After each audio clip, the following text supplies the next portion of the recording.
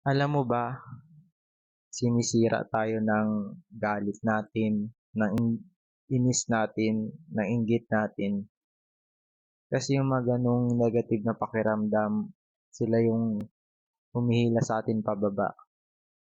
Ang dami rin natin magagawa kapag pinangunahan tayo ng tatlong negative na emotion na yan. Mas worse dun kapag ginawa natin sa iba.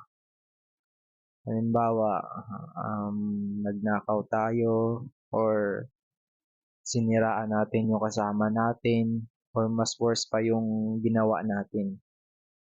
Kaya wag mo pangunahin yung negative na ganyang emotion mo, yung galit, yung inis, yung irita, yung mga negative na yan.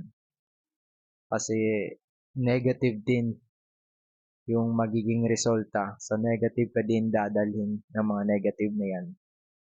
Always positive ka lang, always humble, maging masaya ka. Always be happy.